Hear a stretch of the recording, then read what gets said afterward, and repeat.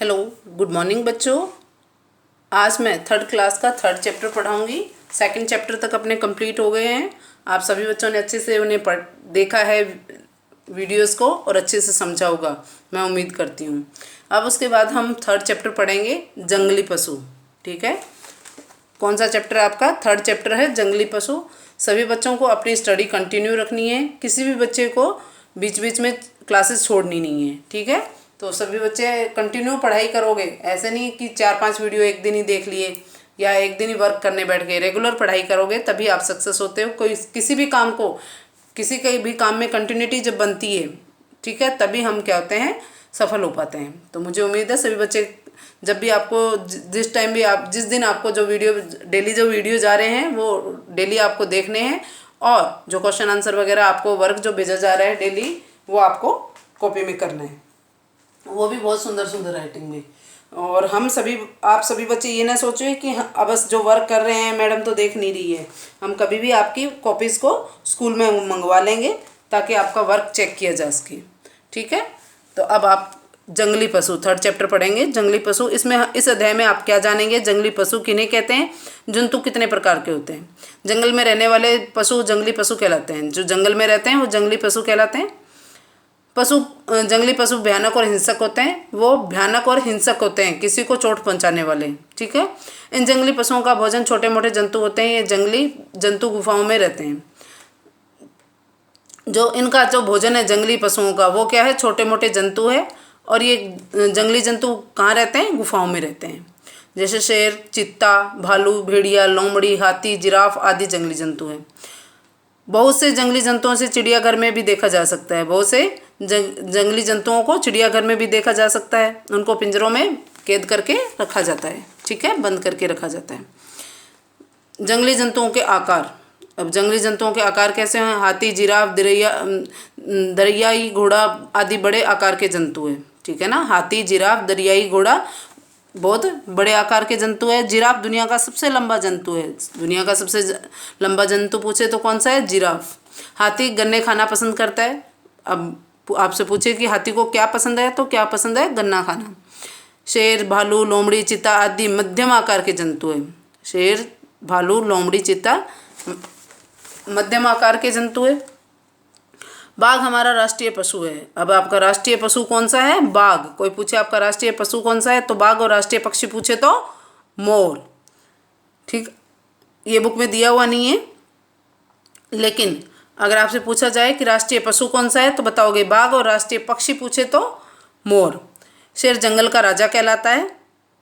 चूहा, गिलहरी, खरगोश, मोर आदि छोटे आकार के जीव जंतु है। चूहा, गिलहरी, खरगोश, मोर, इन सबको तो देखा होगा ना, ये कैसे हैं? छोटे आकार के हैं। मोर हमारा राष्ट्रीय पक्षी है, ये आ भी गए यहाँ पे। ठीक है ना, राष्ट्रीय पक्षी पूछे तो क्या बताओगे? मोर। चींटी, मधुमक्खी, मकड़ी, कीट आदि बहुत छोटे आकार के होते हैं। चींटी वगैरह तो बहुत छोटे आकार की होती है ना। तो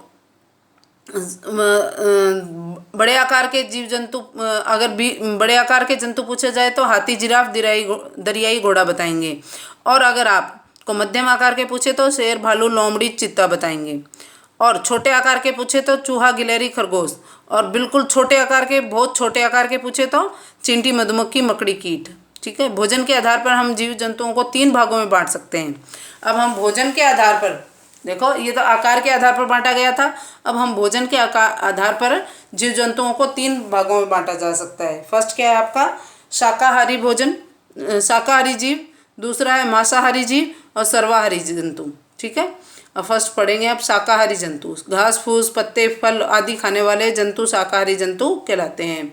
जो पेड़ पौधों से भोजन प्राप्त करते हैं, ऐसे जीव क्या कहलाते हैं? शाकाहारी जंतु कहलाते हैं। शाकाहारी जंतु क्या क्या खाते हैं? घास फूस, पत्ते, फल। ठीक है, उसके बाद हाथी, जिराफ, बंदर, खरगोश आदि शाकाहारी जंतु हैं।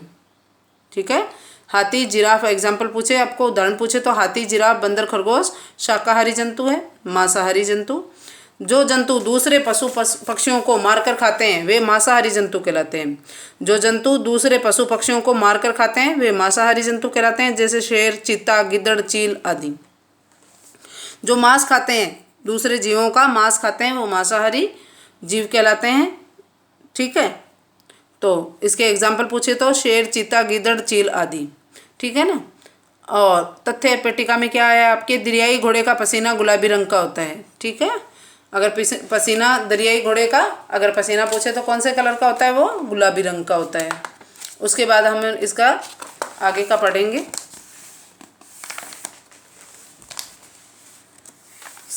सर्वाहारी जंतु, जो जंतु पौधे और मांस दोनों खाते हैं वे सर्वाहारी जंतु कहलाते हैं, जैसे बिल्ली, कौवा, भालू आदि। जो जंतु पौधे और मांस दोनों खाते हैं वे सर्वाहारी जंतु कहलाते हैं, जैसे बिल्ली को देखा होगा ना, वो रोटी भी खा लेती है और अगर आप मांस दोगे तो मांस भी खा लेगी। ठीक है ना, तो सर्वाहारी जंतु वे जंतु होते हैं जो मांस और पौधे दोनों को खाते हैं। और इसका एग्जाम्पल बिल्ली, कौवा और भालू। जंगली जीव जंतुओं के घर, अब हम जंगली जीव जंतुओं के घर के बारे में पढ़ेंगे कि घर कैसे होते हैं उनके। ठीक है, तो इसके घर के बारे में जानेंगे हम। तो फर्स्ट है, आइए अब जीव जंतुओं के घरों के बारे में जानते हैं। फर्स्ट है शेर, चीता, भालू, लोमड़ी आदि गुफाओं में रहते हैं। ये जो जंगली जीव है कहाँ रहते हैं, आपके गुफाओं में। पक्षी घोंसलों में रहते हैं। भैया पक्षी का घोंसला बहुत सुंदर होता है। भैया घोंसला, जो भैया पक्षी है वो बहुत ही चिड़िया जैसी होती है भैया, और उसका जो घोंसला होता है वो बहुत सुंदर होता है। मधुमक्खियाँ छत्ता बनाकर रहती हैं। मछलियाँ तालाब में रहती हैं। खरगोश और सांप बिल में रहते हैं, परंतु ये अपने बिल स्वयं नहीं बनाते हैं, ये दूसरों के द्वारा बनाए गए बिलों में रहते हैं। हाथी, हिरण, जेब्रा आदि घने पेड़ों के नीचे रहते हैं। बंदर, गिलहरी, मोर पेड़ों पर रहते हैं। ये भी क्या रहते हैं, पेड़ों पर ही रहते हैं। उसके बाद आप इसके, ये चैप्टर आपका कंप्लीट हो गया। अगर आपसे पूछा जाए इसमें से कि सर्वाहारी जंतुओं के नाम बताओ तो क्या बताओगे, आपके आसपास कौन कौन से होते हैं, बिल्ली और कौवा। ठीक, और उसके बाद आप बताएंगे कि जीव जंतुओं के घर कैसे होते हैं। तो अगर शेर, चीता, भालू किस तरह के घरों में रहते हैं तो आप बताओगे गुफाओं में।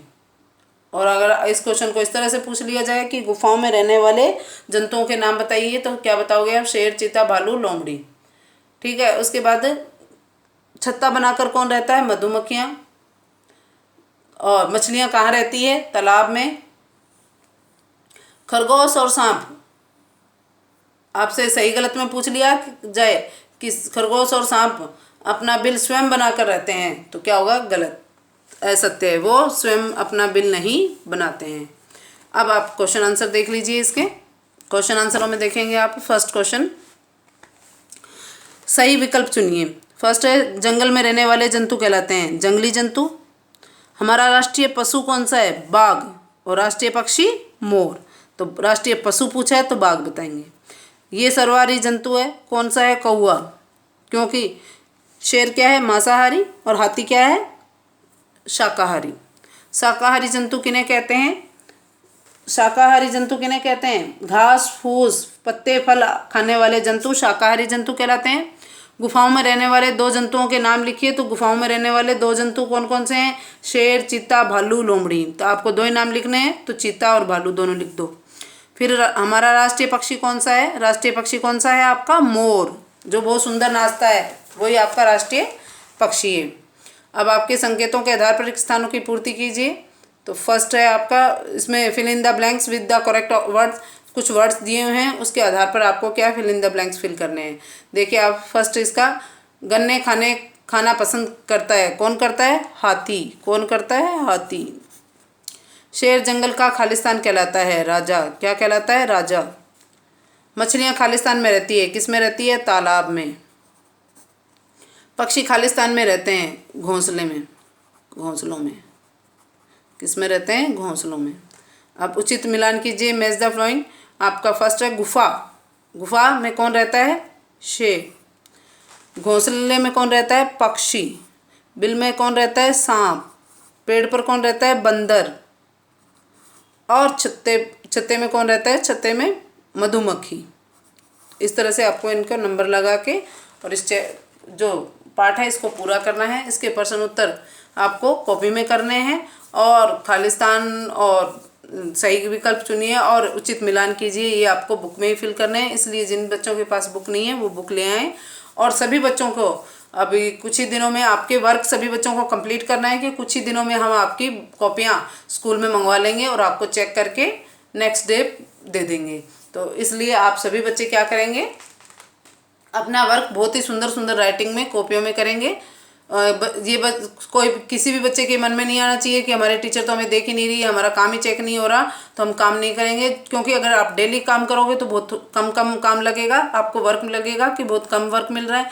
और अगर आप वर्क को पेंडिंग रख लेंगे तो वो बहुत ज़्यादा वर्क आपको लगेगा कि बहुत ज़्यादा वर्क है, ये तो कैसे करूँ, और वो आपको बहुत गंदी राइटिंग में करोगे। जब आपको एक डेट दे दी जाएगी कि इस डेट को आपको कॉपियाँ सबमिट करवानी है, तो नोटबुक्स आपको सबमिट करवानी है, तो आप उस डेट का इंतज़ार करें और वर्क अपना सुंदर सुंदर राइटिंग में कंप्लीट रखें। Thank you.